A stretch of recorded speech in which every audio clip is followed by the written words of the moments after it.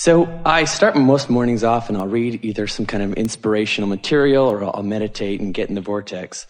And then it seems like my day starts and I'll get the call from the client or some kind of a friend or just other relationship that just spins me out of the vortex and I get in this tailspin. And so is there some way I can be more Teflon or eye of the storm?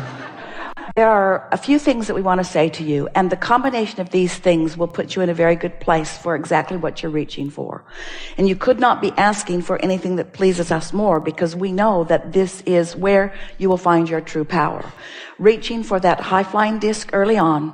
Sometimes you don't even make it to breakfast. But if tomorrow you do it again, and the next day you do it again, and the next day you do it again, and the next day you do it again, before you know it, you will have had enough momentum going and enough evidence of that momentum now on your mind that there will be a new determination in you, a determination to focus with greater clarity and greater decision. So there are two things that we would have on our mind. One is choosing that disc and recognizing that we've chosen it and milking it until we're certain that the feeling, the emotion is there. And those emotions could be anything that ranges from a sort of satisfying, contented feeling of well-being all the way to passionate enthusiasm about something that you want to do. It could be about loving someone so much you feel like you're going to turn inside out, or just appreciating something that someone is doing or has done. But good feeling and milking it when you're there. So then let's say that you're moving through your day and something happens, and right away you sort of feel that warning as you begin to slip from your alignment. Well, remember that it takes 17 seconds for any momentum to get going, and you've already got this momentum going, and in time that momentum will be so dominant that other things won't hinder it. But you may have issues or beliefs that actually do carry enough past momentum that it's easy for you to activate that momentum where it last was. But you've got 17 seconds. Esther gives herself 16. She's actually started counting. The other day she said to someone, I have something to tell you and you're not going to like it, and I'm going to do it in 16 seconds, so listen up.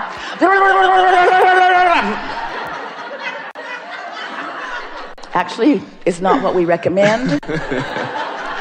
But we do like that she is aware that she has a 16-second leeway to make the decision about whether she prefers this or whether she's willing to go someplace else.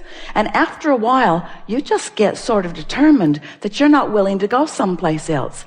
You find yourself picking your friends differently. You find yourself picking the things that you think about differently. Esther, every now and again, will find a thought that was a pretty strong thought, is a thought that has been easy for her to go there, but it never feels good, and it always gets worse and worse and worse. And now when that thought begins, she goes, oh no, not you. Not you. Now, in the not you, she's still on the thought, but she is making the determination. I'm choosing this, not that. I'm choosing this, not that. I'm choosing this, not that. It just is a matter of caring about the way you feel, you see. Humans, we love you so much, but often you say, all right, I'll learn this stuff and I'll pay the price of happiness if it will get me what I want. And we say everything that you think you want, no matter what it is because you think you will feel good in the having of it. And once you show yourself that you have the ability, not instantly, but eventually, maybe not today, but within 30 days, once you show yourself that you can pick the disc and you can get the momentum going, and then once you watch the universe yielding to you in perfect reflection of the disc that you have chosen, you begin to feel invincible. You begin to feel like the most important thing in the world is to choose the disc. You begin to be aware. You begin to maybe choose more solitude at the beginning of your day, which isn't easy if you wake up in a house full of people. But you could lie there quietly and pretend that you're asleep just for a little while, couldn't you? Or wake up earlier before they do. In other words, you have the ability to get off on the right vibrational foot. And when you do, the payoff will be huge for you. You'll see. Helpful? That's great. The other thing that we've been talking about recently, and it's a new analogy that if you've been listening to us, you've heard already, but it's a good one. And that is, we've been talking about the creative process is 3 steps. Step 1 is contrast helps you to ask. It just does it all day, every day. You can't stop asking. Step 2 is law of attraction and source and all of those non-physical fairies of the universe are lining up the circumstances and events, providing for you through the path of least resistance what you want. Your work is to find the vibrational place that allows it. That's what step 3 is. So most of what we talk about in these gatherings is about finding that step 3. So now as we're talking to you about these vibrational discs, it really is the step 3 work. It's the, I care about how I feel so much that I'm going to find the thoughts that feel the best. So Esther was in Texas a while ago, and the beautiful pond that was once very beautiful was not so beautiful because the water was all cloudy. And so they replaced the pump, they replaced the filter, they put clarifying stuff in the water, but the water remained cloudy. You couldn't even see the fish. So then it was determined that the water was being drawn from the pond into the filter. We make the analogy of that being like step 1, see asking. And the filter is doing its work. That's step 2. That's what source is doing and law of attraction is doing. And then putting it back in the pond. But the pipes going back into the pond were clogged, tightly clogged with this very stubborn Texas caliche soil. It actually was compacted just like concrete. Nothing was getting back into the pond. It had happened over a period of time, and the pond was getting increasingly cloudy, increasingly not clear. And so they just laid some new pipes on top of the ground to test the theory that that's really what it was. And of course the pond began clearing up right away. And so we want to say to you, you've probably got some clogged pipes. And you spend a lot of time trying to chisel it out. The nice men came, they were chiseling with rods and plumber's snakes. Nothing would release that caliche soil. Nothing would release it. And in a similar way, you have beliefs that it's just not worth the trouble of trying to dig up the pipes and dig out the stuff. It's so easy to lay new pipes. And those pipes are just your beliefs. A belief is just a thought you keep thinking. And a belief or a thought that you keep thinking is just momentum that you've got going. So without even knowing it, you've got habitual discs that you hang around on. Jerry, when he first met us, said, I have a wonderful idea for an incarceration system in our nation. I think that there should be islands of badness. And the murderers all go to one island and do it to each other. And the rapers all go to one island and do it to each other. And the thieves all go to one island, just keep taking stuff from each other. We thought it was the perfect plan. And we said, you already have those islands. And now we're wanting you to see them as these spinning, attractive, grid, disc points of attraction. It's what's going on all the time, you see. So when someone like you says, oh, I care about feeling good, and I reach for what does feel good, and I focus on what does feel good, and I often find it. And then I see what looks like magic to other people of my point of attraction, just sweeping out into my environment and bringing back to me. The people that are around you, as you go through a day and you find people that are ornery, you got to ask, how'd they get on your disc? Oh, yeah, I'm on the ornery disc. I'm at the ornery meeting today. Sending out an announcement to everyone as I leave the garage.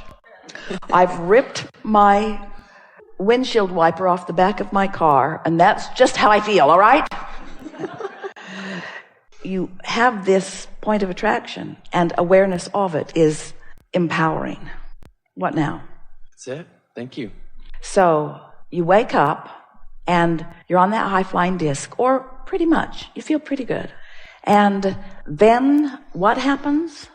That like Esther's phone, my phone blows up. I get an angry client or a friend calls with troubles of the world. I don't know. The phone blows up. Phone blows up. Means too much comes all at once. Too much for you to deal with. So you feel time shortageness. So what do you think you can do? And we really want you to think about this. What do you think you could do in 16 seconds about the subject of time shortageness? You're on this high-flying disc, and if you are, and we believe that you were, if you were really on that high-flying disc, Esther will not convince us that she was on a high-flying disc when she ripped the windshield wiper off her car. She will not convince us of that.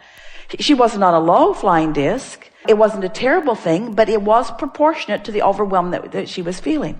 So if you really are on that high-flying disc, What kinds of things would be inspired for you to think or say that would allow you to maintain that momentum? My phone's blowing up. This is a good thing. I'm popular. My phone's blowing up, which is a good thing, which means I've got it going on. You tell us. What could you say that could keep you under those conditions? Because you haven't fallen out of the airplane. You're standing at the door of it, but you've got time. What are you going to do? What are you going to do to stay there? Just find a different way to look at it. Lay some new pipes. Lay some new pipes about that right now. So what we're suggesting is, you can lay new pipes really well from that high-flying disc. That's the time you want to lay the pipes, not when the windshield wiper is dangling in the back. That's not the time to lay new pipes. That's just going to keep that momentum going. That's really the time to lay the new pipes. All kinds of things will happen, and you'll be aware of the beliefs that you have that make you want to lay some new pipes. But what might you do to lay some new pipes right then and there? What could you say? I appreciate the new business coming in, the business that I have. Yeah. The Make people us that believe care about that. me. Make us believe that you're still on that disc. Man, oh man, life is good. I got it going on. I'm a mover and a shaker. Things are really working out for me. This is all a good indicator. When my phone stops ringing, that's when I should worry. This is a good thing. I'm capable. I'm really good at this. I'm really good at organizing. I'm really good at all of this and getting better all the time. Everything's always working out for me. Things are always working out for me. Whatever I need, the resources are there for me. All is well. Things are really good. So you've maintained it. Not only did you maintain it, not only did you not slip, but you used that 68 seconds to even get more momentum going. You see what we're getting at? Is there anything else that happens that takes you from that you meant, that could potentially take you from that high-flying disc? I don't think so. Not that I can come up with right now. Someone walks in with an issue that they always have. Oh, that's... Oh, yeah, that. Someone walks in with an issue that they always have. So what does that mean? For just a moment, some old momentum is starting to enter the picture. But what are you going to do? In other words, you got 16 seconds to figure it out. Do you have time to lay some new pipes about that person? So if it's someone that's not familiar with this work or even open to it, doesn't make any difference. Doesn't make any difference. So I just focus on me and laying those pipes, and maybe they can. Or I'm finding a way, if there's somebody that's in your life a lot, that almost every time you come into interaction with them, it takes you from your high-flying disc. And you know how that feels. It makes you really resent them, doesn't it? You get, so their name is synonymous with but they're not going to evaporate from the planet. They're not even going to stop calling you because that momentum is going. Maybe there are familiar ties. There are all kinds of reasons that they may be there. You have to find a way to focus on them and stay there. That's the work. Or never focus on them again, which is unlikely because they've got your number in more ways than one. So you've got to find a way. You've got to find a way to stay there while you think about them, which is the definition of laying new pipes, isn't it? You've got to find some way of thinking about them differently, giving them the benefit of the doubt. They don't really understand this stuff. I do. They've got some momentum going, and the law of attraction is carrying them away in it. And maybe in time, they'll come to know what I know. But for now, I think I'll give them a break because they don't understand how this stuff works. And I don't have to join them in that despair. It's possible for me to stay here even when someone else is not there. It's not my job to bring them up. I would like to bring them up, but here's the thing. I'm making this statement to the universe. I want to uplift you, and if you're upliftable, come on up and we'll play together, but I'm not going down there where you are and trying to drag you up. That's the thing that you want to know about. I'm not going down there where you are. And for a while, friends, we love you very much. While you are in the process of figuring out these new pipes, you're going to go down there with them. You're probably going to go down there with them, and you're going to resent being down there, which is going to make you want to be up here even more. In other words, your resolve to be here is just going to get stronger and stronger and stronger until you're just not willing to play that old game with yourself. You're going to find new ways of thinking about it. They're not going to change at all, but you're going to stay up there when you think about them. That's what Source does. That's how you see the world through the eyes of Source. That's what unconditional love is. Unconditional high-flying bliss.